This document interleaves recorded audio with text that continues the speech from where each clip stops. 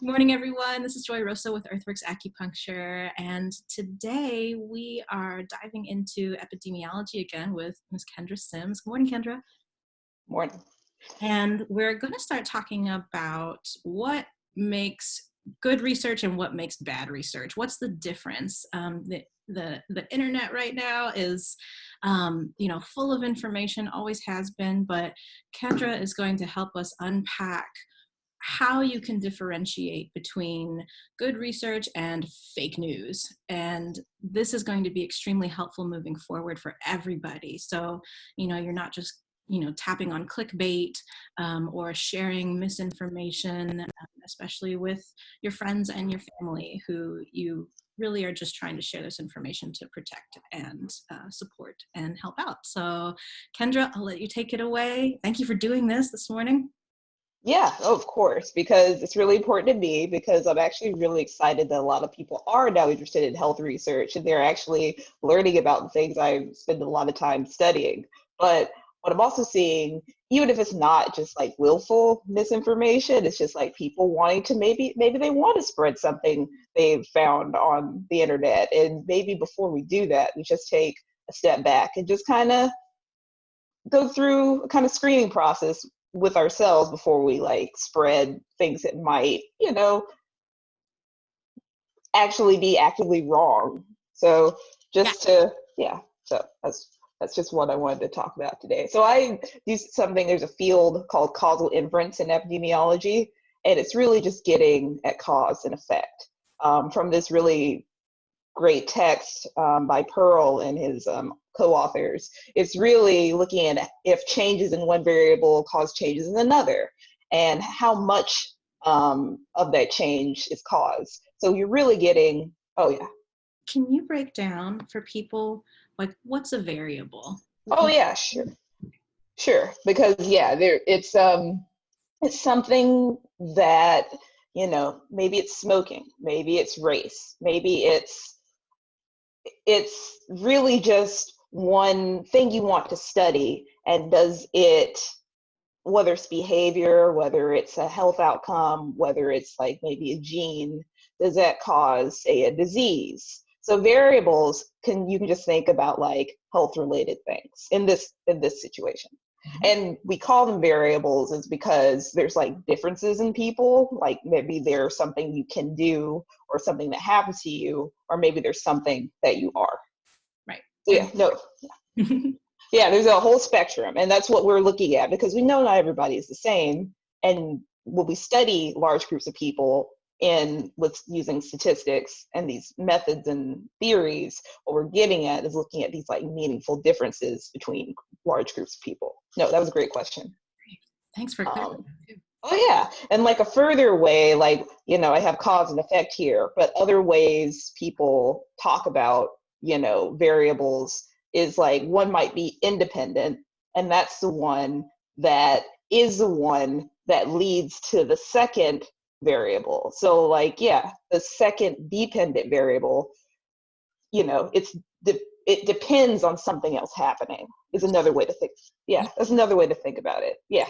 So like a concrete example would be if you were a Black woman smoking, right? And you also had another variable like minimal exercise, then that may cause X. Oh yeah, it could cause like, maybe that other variables like lung cancer. But even you can break it down further, maybe smoking, reduces your lung capacity and you can't exercise as much. So there's a lot of complicated, things that we're looking at, and they're all variables. Perfect. Okay. Yeah. And I find it really exciting and complicated, and because it's meaningful. Like now with COVID and things, we're like, oh, what's leading to COVID? What's putting people at risk for COVID? So if we have this like dependent variable, this outcome of COVID, we have all of these independent variables or causes, or another way you can think of it like what like exposures besides maybe the virus or maybe like your race or your occupation is like leading people to be more susceptible to COVID and Yeah, its complications. that's a really wonderful example, especially Yeah. because it's current. Yeah, it's right in our faces every day. And yeah, and so just again, just to break it down, we're looking at cause and effect. And that's what a lot of, I mean, that's what health research is hopefully doing. And there's really good ways to assess that. So in this slide, and I'll break all this down, but so when I read an article, there are like thoughts I have in mind before I even really read more than like the introduction or the abstract. There's stuff that when I'm like, you know, during I'm reading that article, and you don't even have to be super familiar with complicated methods, or yeah, you don't have to really just you don't have to know all the complicated methods to be able to kind of pick out things that you should be on the look for. And then afterwards, there's like other kind of thoughts you can take, like really before sharing it, kind of where it's situated in like the rest of health research. I think this is really smart. This is probably my favorite part of the slideshow because Yeah. like for newbies or for people who are not epidemiologists or research, you know, these are really great questions just to ask yourself before, during, after you're reading some news that has been passed along to you or that you found interesting on the internet. This is great. Thanks. But yeah, and so just break it down. Let's start with that before. And I'm going to use kind of the metaphor of like theater, you know, that, yeah, you have this research question and it's like on the center stage and it's what you want to focus on. But a good research paper has spent time in like its introduction, like justifying why it's even asking that question. And it's looking at existing research. It's saying like, all right, we've looked at either similar conditions, we've looked at previous findings in the same group of people, or you know, in the same disease, and we're just trying to fill a gap and expand upon, or maybe we're even trying to do the same study and look at the same research question in a different group of people than we did before. Nice.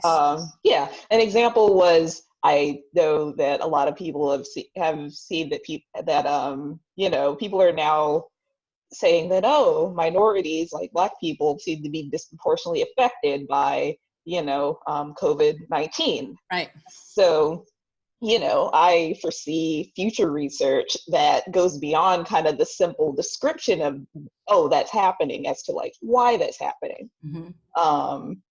And if I were, say, writing that study on that question, my background would be like, all right, we know things such as, you know, there's medical racism that means that people don't get the care they need. They may not have insurance and they might be turned away. They might have pre-existing health conditions that put them at risk. And we've seen this in, you know, other situations that like if you have a lot of other health conditions that are like straining your immune resistance and your inflammatory response, maybe that's making you more susceptible to like the worst outcomes of COVID. Yes. Inequality is a pre-existing condition. Yeah. Fair to say at this point. Yeah, no, that's great. And I mean, it's sad that we had to have like a pandemic for people to like say that and say, oh. So anyway, I'll get off my soapbox for. I guess we're not a soapbox. We're telling the truth here. So this is wonderful. This is wonderful. Keep going. Yeah, of course. And then the kind of the other major thing I look at are the researchers who are conducting the work. Like, what have they usually will, if they're good at what they've done and they are like established in the field, they will cite like everything else they've done. You can also see like where they're located, what institution they're associated with. Yeah. Every researcher, every good, I mean, like quality research paper have to like put that there's no conflict of interest of, like in this research question, because, you know, you should not be reading or trusting research from people who are saying that they have a conflict of interest in like in anything involved in that. So right, like they're getting paid big bucks by a company to skew numbers for research, because that happens. So So yes, so that's kind of the before step, because a well-designed research paper has gone through this process in front of in a process called peer review. So somebody, an academic journal or a medical journal is definitely taking all of these considerations in mind before they publish a paper. So very, very briefly, because I've gone through this process and it's a lot of sweat and tears, and it's worthwhile because I submitted my article, and the editor and 3 really tough reviewers um, um, wanted some revisions, and they made me rerun analyses to really just kind of make a stronger case in what I was researching. And then so I resubmitted it, and then after sending that resubmitted one, that revised draft, it was accepted, and then it was published. Yes, so, it does. It takes a lot of steps for quality research to be conducted, because you're just kind of churning away with them with the editing process and the peer reviews. Yeah. Oh yeah, and they had good feedback. They said, maybe just kind of use clearer language, or maybe they actually wanted me to, because mine was on discrimination and inflammation. They were super excited about it, and so that was part of it. They were like, "Oh, we're really glad you ran this study. We want it to be bulletproof," and I'm like, I appreciate that. So good research, quality research, has been through that process. Yeah.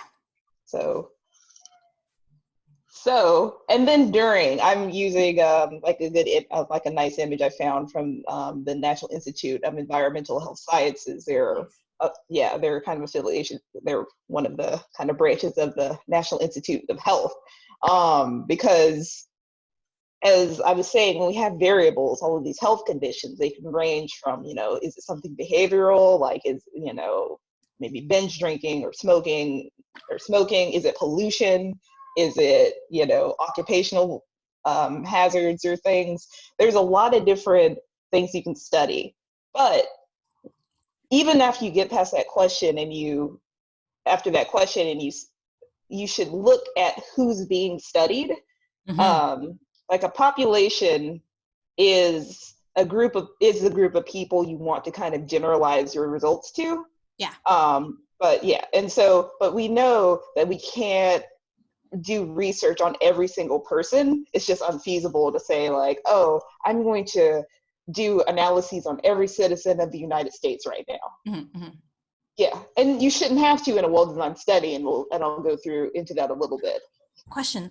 Population too not only is about demographics, like the culture or the race or the ethnicity, but also the size. That's your point too. Yes. Yeah. You need to have, and we'll talk about this. You need a study. You're sampling.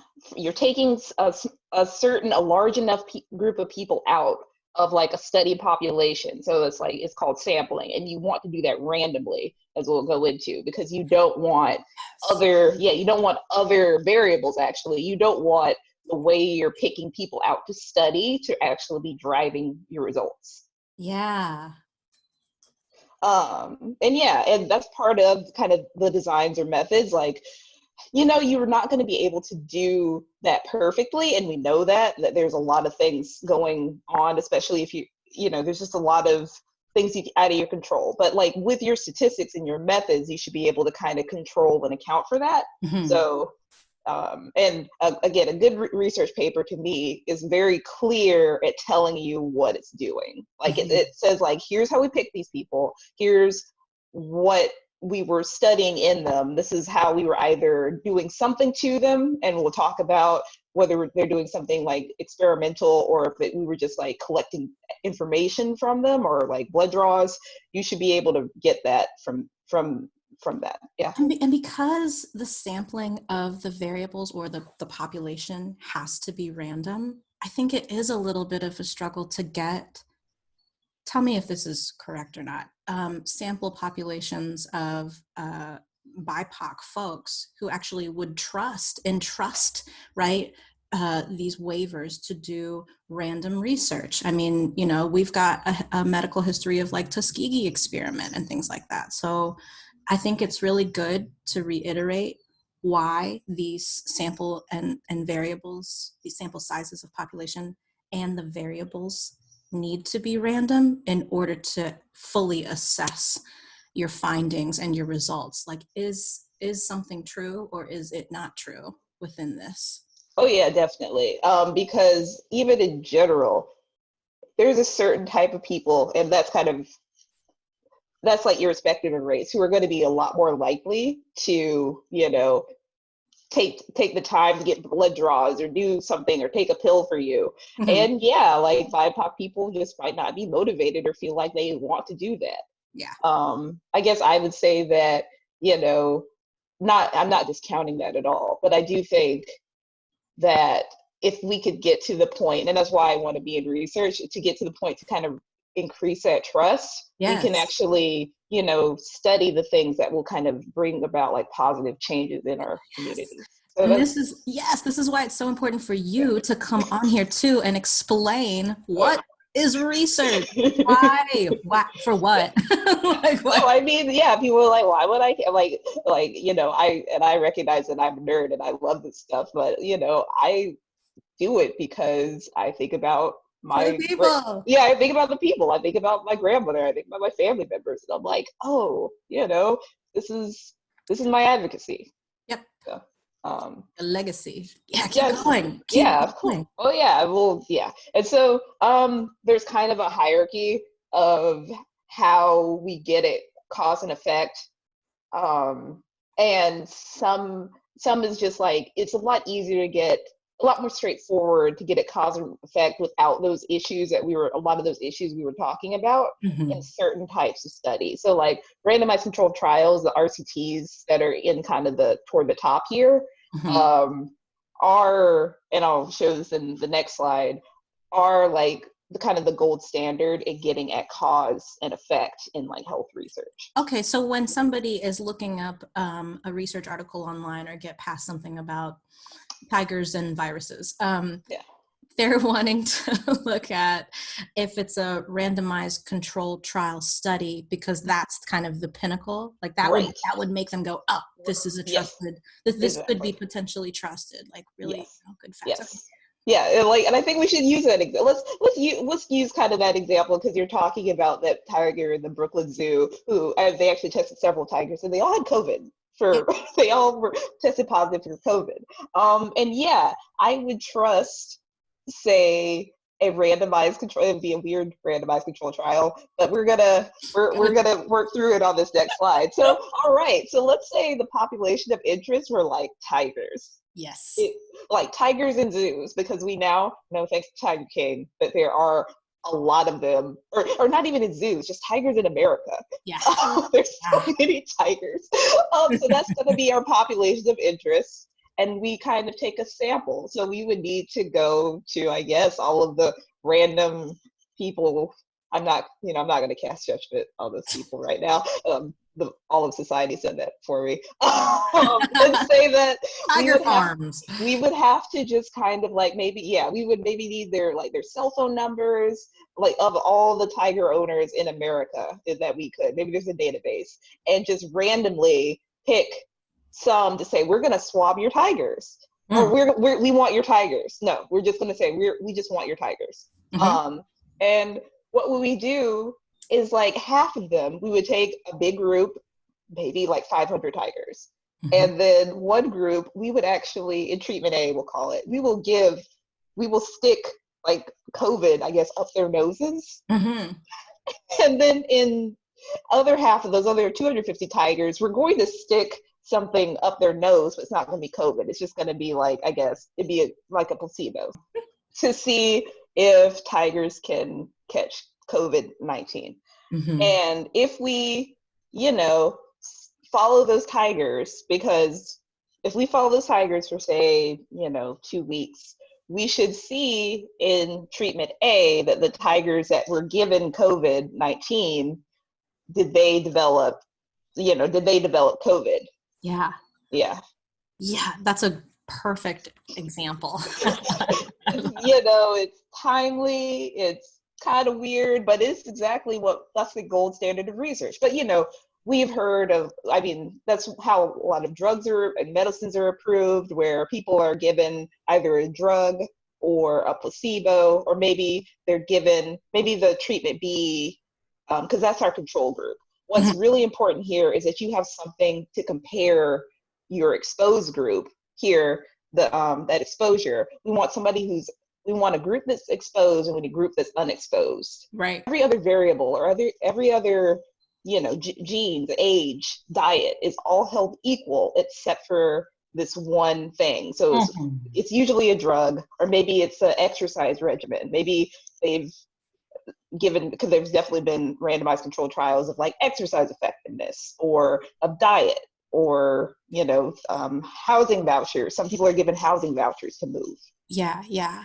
But sticking with the tiger example, just for yes, all intent and purpose, it's like that would be like, do you give, like, say a tiger's livelihood is dependent on 500 milligrams of vitamin C.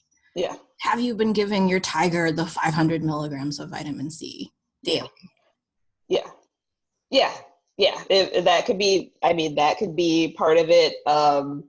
If you were studying like COVID, if you were studying COVID and you were given like half the tigers COVID, what randomization would do would mean that we know that some people are different. Some people are definitely like caring for their tigers. Some people are caring too much about their tigers, but some of them are neglecting them, or, and there's a range. What we're trying to do is control for all those differences, so they don't explain how much COVID those tigers got later. Okay. Yeah. It's perfect. It's like you put everybody in a jar, and you're like now randomly picking out of a jar. And that's why that's the gold standard.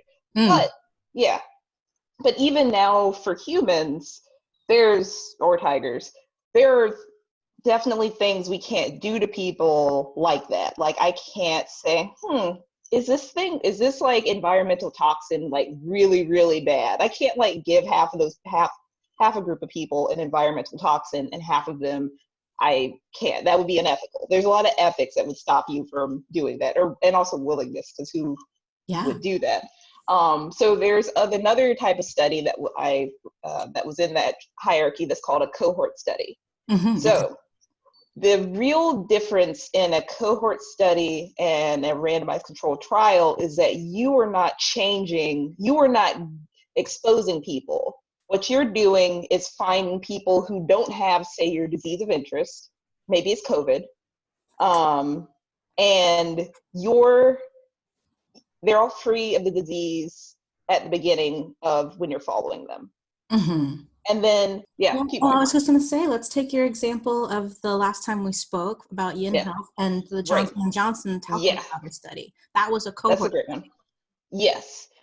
And that was like, I will say that was getting at the right idea, but and I'll talk about the study briefly, and I'll talk about the issues I brought up too. But that was a cohort study. So all those women were free at baseline of ovarian cancer. Yes, they were free of ovarian cancer. And so what they had asked them before was like, how much baby powder did you put in your genital area? And so they were comparing the women who had reported putting baby powder in their genital areas to those who had not put baby powder in their genital areas. And this is, again, the reason we do this. I love Sid. I love tiger. I love the little tiger so much. He loves this research too.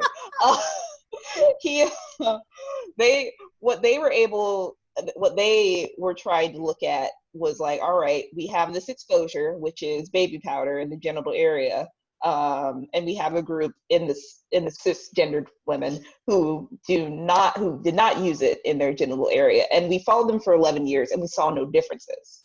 Okay. Yeah, but as I mentioned last week, that kind of study really depends on how many people were. Just how rare something is. So like ovarian cancer was fairly rare, so they might not have been able to look at meaningful differences. they didn't really ask about whether the thing that was dangerous in the baby powder, which is talc, was in their baby powder, and it was a sample of 98% white women. So they had a lot of women, but it was one type of woman. Well, no variance, right? Yeah. That, and kind of here, I just wanted to show, like, comparing, you don't put people in the groups in a cohort study. Right.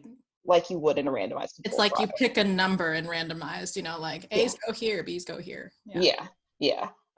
People have, in cohort studies, which is what a lot of research on chronic disease and stuff you can't do to people, that's kind of focusing on, because it's the best we can do. And I will say that with the methods and with statistics and making, like, you can take a lot of steps to make a cohort study as valid or right as a randomized control trial. So I've read an article, I've done all that work, and then the authors in a research study have a place in the discussion where they're like explaining their findings, and like, okay, we did all these statistics, this is what we found, and this is our interpretation. And a good research study, like, you should agree with the findings of a research study after you review that evidence. But even if you don't think you know enough, a good research study also is like talking about its limitations. They're saying, like, all right, maybe we could have done this better, because no research study is perfect. I'm never going to say that. In that baby powder ovarian study, they did never talk about the fact that, oh, we only have 98% white women. They just said, oh, we have a great sample size, and this is like, all right, we're good, and that's like a red flag. And then again, after you read some research, is it like consistent with other research in that field and like what you know about reality? Right. Don't post, or just don't look for things that go against the grain and they can't back up why it might be going against the grain. It's and that that happens a lot. I will say that with these three here, the smaller the jumps in logic between the discussion, the other research, and like the media interpretation, which is what I'm going to spend like the least amount of time on, is those are like the most valid studies. Like I've definitely read, I've read media posts, because I just know that a lot of people, hey, press for time. They start and stop with that media interpretation or that headline. Right. The clickbait. Yeah. They will start with that, that clickbaity headline. And then I've definitely clicked on that link that is the original study, and then said, this is in a different field done in mice. And the thing that the mice were given was not even the same thing that was in you're talking. Yeah. Right. So, no, I think that is such an important point, because it's like, not only are you trying to look at, right, when you get a research article, it's, if you're interested in its literature review or its abstracts, or how did they collect the sample, but to really actually go back and look at the bottom of every article and look at the resources that they use to inform this clickbaity article. Could be anything, it could be good, bad, or ugly research or media interpretation, but to look at that and to really look at the sources, I think that's very important. That's a very important point that you made. Yeah. And I'm just going to end on kind of the whole picture of what I do, but I know this takes time. I feel that, but I think we all could, I think it would be good for us to just slow down and say, hey, before I reshare something, maybe I should actually just pause before you repost. Yes. That's an amazing public service announcement. I second that public service announcement. And I would say, especially during these times where there's a lot of, misinformation, there's a lot of uncertainty, frankly. A lot of uncertainty. I would say, I've trusted people now who are just owning up to the uncertainty. The epidemiologists, they don't know everything right now.